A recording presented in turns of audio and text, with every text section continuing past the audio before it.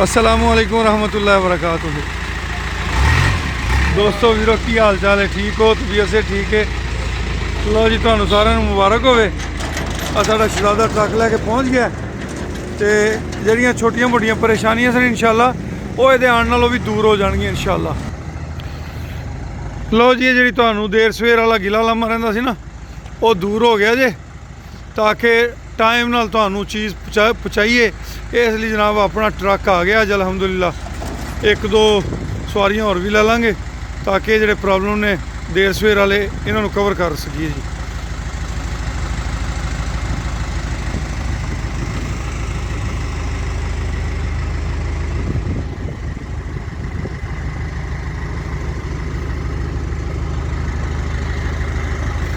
जिस तरह कि सारे दोस्त जानते हो माशाल्लाह कि अपना एक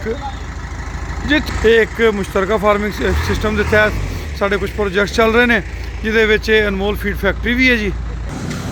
लो जी, तुहानू अंदर भी दिखाइए माशाल्लाह मुंडे सारी रात भी काम करते रहे हैं तो हुण भी माशाल्लाह लगे पे ने अलहमदुलिल्लाह। अल्लाह पाक मजीद बरकतां देवे। 5 लाख रुपए की इन्वेस्टमेंट है जी इस प्रोजेक्ट। ओवरसीज़ पाकिस्तानियों की कसीर तादाद है साढ़े इस प्रोजेक्ट शामिल अलहमदुलिल्लाह सुम्मा अलहमदुलिल्लाह। और बेटा बाहर ना डाले थैले आए ने चुक लियो, चुक लिया पुत्र चुक लिया। प्रिंटेड थैले आए ने माशाल्लाह जी। कल बहावल नगर गुजरात ते गालिबन मुजफ्फरगढ़ माल गया जी। तो अज फिर माशाल्लाह अज अपनी सवारी आ गई है। इनू भेजांगे इंशाल्लाह सियालकोट वगैरह के कोई आर्डर ने उन्होंने पहुँचाएगा इंशाल्लाह। 1 बाय 1 जरा ना ये बेहतरी की तरफ जा रहा है जी इंशाल्लाह। अल्लाह ज़ात को उम्मीद है कि इंशाल्लाह ये बाबरकत रोज़ी मिलेगी, वतन अजीज़ के किसानों की भलाई होएगी। वंडे के रिजल्ट बहुत अच्छे आ रहे हैं अलहमदुलिल्लाह। कदीम साहब ने झंग दे उन्होंने वंडा यूज़ किया। 8 एनीमल के पिछे 5वें दिन उन्होंने 20 किलो दुध इनक्रीज़ होया जी अलहमदुलिल्लाह।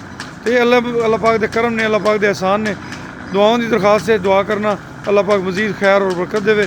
खुश रहो, आबाद रहो जी, अल्लाह के हवाले। मेरा नंबर नोट कर लो 0092 312 92 00067। आर्डर देने वास्ते नंबर तो पहले दसिया, एक बार फिर स्क्रीन पर दिखा देना। जिन्हें दोस्तों के पहले आर्डर लेट हुए हैं उन्होंने को माजरत चाहते हैं। अगों इंशाल्लाह तमाम आर्डर टाइम तक डिलीवर होंगे जी।